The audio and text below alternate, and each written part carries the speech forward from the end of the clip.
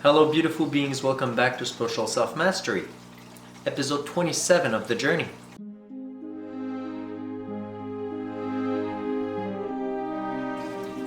Today is a very important episode because I want to announce some very important things, some very important steps in this journey of mine. So, I've finally done it. I have finally bought my plane ticket. Haha. One way to Peru from Toronto Pearson Airport. And I'm flying on the 22nd of October. Right now I already have my hotel booked also for at least a week in downtown Lima. I wanted to visit a little bit the city of Lima, which is a very beautiful city and everything. But it's kind of ironic. I'm taking a lot of risks by traveling to Peru, and I will explain. Because right now, as an unjabbed individual, let's say, I run into a lot of risk going over there, in the sense that I've looked it up online and everything, and Peru has very severe COVID restrictions still in place, but I can still maneuver around with a PCR test. So yeah, but I won't be doing a lot of movement because I want to do an actual shaman apprenticeship if possible. I've looked at many different shaman apprenticeship online. And so I've already contacted via email and one of these retreat centers that I was very interested. And so here are my findings. So I'm not gonna have any Wi-Fi there, most likely. So I probably won't be posting until I have, internet access. Probably will have a bar or two or something, I don't know. Maybe a cell phone, but that's it. Maybe not even. So once I'm going to be over there, I'm going to have to do a lot of recording with my camera, and I'm probably going to buy an extra camera, a used camera from someone also, just in case, someone steals it from me. And if, I don't run into any issue, then awesome. I just have an extra camera when I come back. So they have very big severe COVID restrictions when it comes to Peru. And it's kind of ironic, right? Because I'm leaving Canada, which literally just lifted all of their COVID mandates for travel, to go in, quarantine and all that stuff, and all the tests and everything. Everything has been dropped. And now I'm running into the lion's den, going into Peru as an, unjabbed, where they have all these restrictions, and that you can't go pretty much anywhere unless you are tripled poke. Yeah, but so I will need a PCR test done at least 48 hours before I take my flight, before I arrive in Peru. And also as a Canadian, I don't need a visa. I've just learned to actually go to Peru as a tourist. But since I want to stay more than the average number of days that is normally allowed for tourists there, which is 183 days, well, I will have to probably apply for like some sort of work visa, like a volunteer work type visa, so I can actually stay there for at least a whole year, a whole year and a half, we'll see, at the at the actual retreat center, so I can actually learn from the shamans. But what's very interesting about Peru, my friends, is that they have the Shipibo shamans. So they're the typical shamans, that are extremely connected with the spiritual world. And the plants, the spirit of the plants and Mother Earth, and they're just really in connection with Earth and the plants and the animals and everything, and it's going to be a beautiful connection. I'm going to learn so many things over there. So the only downside is that I've looked at through multiple sites, and let's be honest, they're quite expensive, these retreat centers. You know, they're not cheap. But even though I will have the means next year, I guess I will have to start on credit. That's how much risk I'm actually taking going over there. That's how important this life purpose is for me. And there's nothing stopping me. It's very important for my growth, for my soul's growth, and also for my own happiness.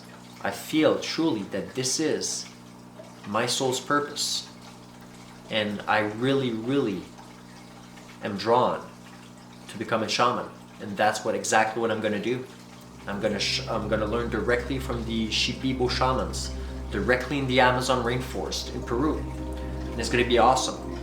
I'm just gonna have to do a couple of PCR tests to probably just land there and to take the bus. But from what I've heard, I've went to multiple blogs and forums and everything, and even though like right now they're approaching summer right now in Peru, so the cases are going to go down, and obviously they're going to lift their restrictions at some point. While in North America is the opposite. The cases are going up, and I mean, hopefully no repeat of what happened in the last 2 years will happen again this year, because I think people, to be honest with all of you, are kind of fed up with all of these restrictions and everything. But we'll see what happens. Yeah, so I'm gonna go in Peru, and it's gonna be awesome. I got my plane ticket bought for October 22nd. I'm gonna arrive in Lima, Peru on October 23rd. But also, on my way there, I'm gonna have 2 layovers. I have one layover in Charlotte, USA, and I'm gonna have another layover in Miami, USA. So it's going to be very interesting. Also,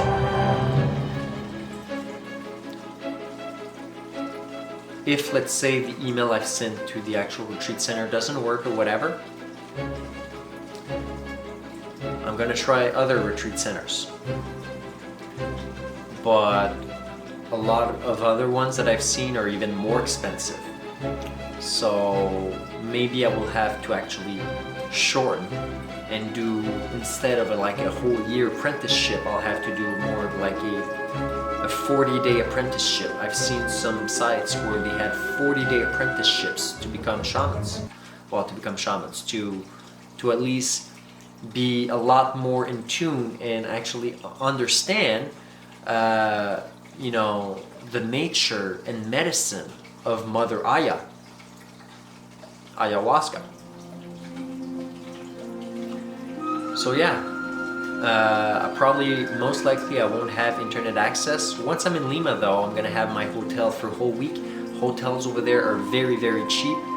I might actually tour and visit for like maybe 2 weeks, maybe go and visit the Machu Picchu. It'll depend on the restrictions and if they enforce, but a lot of different places I've seen. People over there are kind of fed up with it from what I've read, and they don't really, like a lot of places, they do not enforce,